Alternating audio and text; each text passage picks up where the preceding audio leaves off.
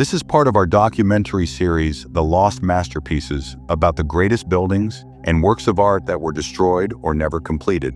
There are many unfinished buildings around the world, but by far the most mysterious is the Ryugyong Hotel in Pyongyang, the capital of North Korea.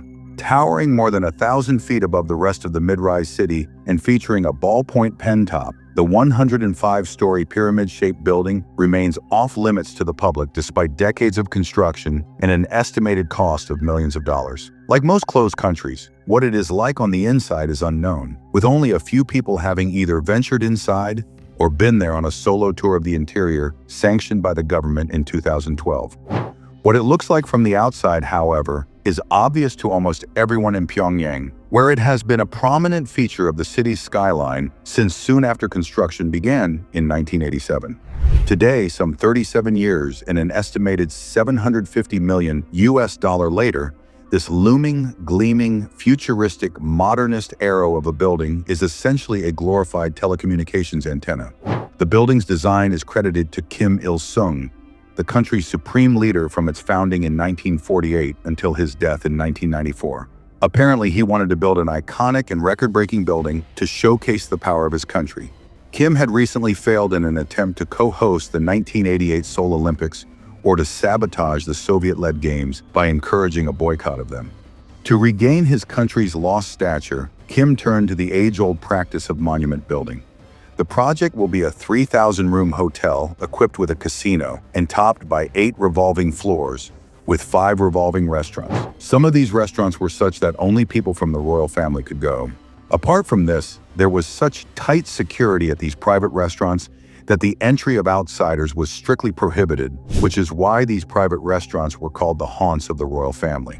Not only this, you will be surprised to know that teenage girls and young girls were brought here from North Korea, and after being brought here, they were made sex workers so that they could satisfy the men of the royal family, due to which this place was also called the den of debauchery of the royal family, where Kim Jong and his army's high-level commanders quenched their lustful thirst. Not only this, young girls are molested at an older age, but sometimes they are tortured to such an extent that they even die, after which their dead bodies would disappear overnight so that their parents could not come to know about it in any way. Till date, many such incidents have come to light, due to which this building came to be known as Kim Jong's Den of Debauchery. But today there is no solid evidence for this, because we all know that anyone who tries to do so is either made to disappear or killed. We have already talked about the dark exploits of this building. Now let us tell you some things due to which it is known all over the world. It would have been one of the 10 tallest buildings in the world, the first outside the US to reach more than 100 floors, and the tallest hotel in the world. It was to be completed within 2 years by 1989.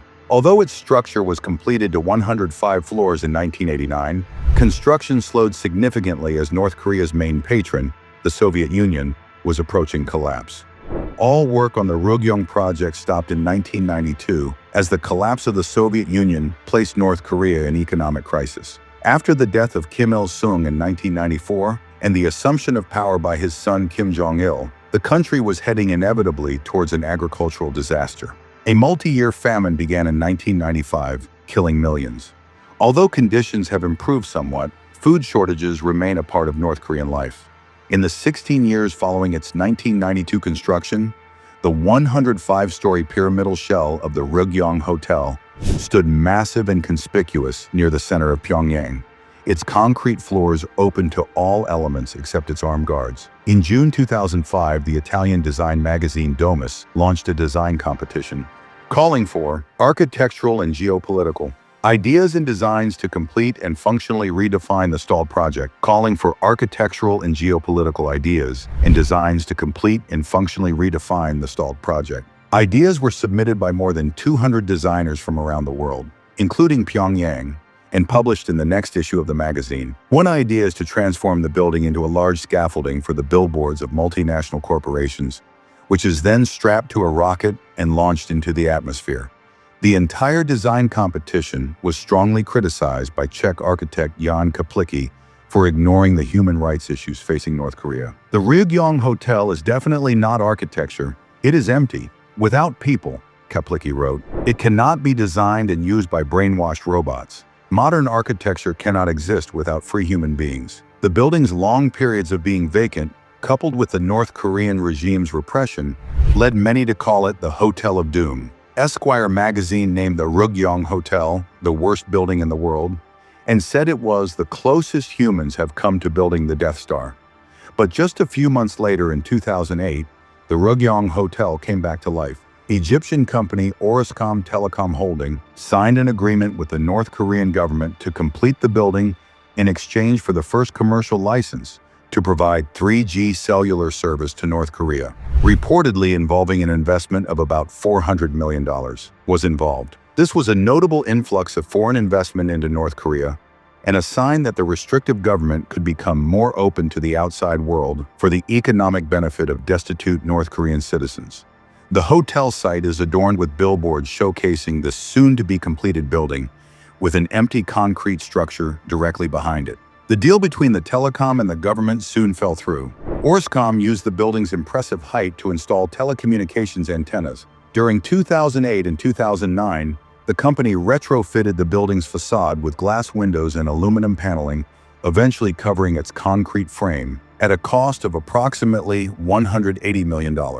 Once again a point of pride for North Korea, the building was used as the backdrop for an elaborate May Day fireworks show in 2009. Orascom's plans originally included refurbishing the entire hotel with a proposed opening on the 15th of April 2012, the 100th anniversary of Kim Il-sung's birth. A May 2009 report in a North Korean propaganda newspaper described it as a phoenix steadily rising toward the sky.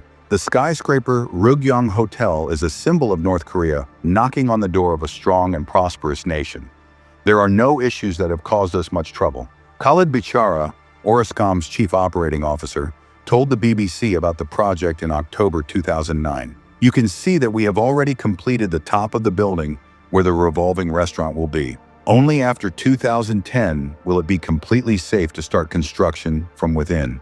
But 2010 came and went. By September 2012, when Koryo Tours conducted the first sanctioned tour and took photographs of the unfinished building, it was essentially a vast skeleton of rebar, raw steel columns, and unfinished concrete floors. Just 2 months later, another company, luxury hotel group Kempinski, announced plans to take over the project, reimagining it as a mixed-use project with fewer hotel rooms and more shops and restaurants. Company CEO Rita Whitwer told Bloomberg that if North Korea opens up this project, will become a money-printing machine.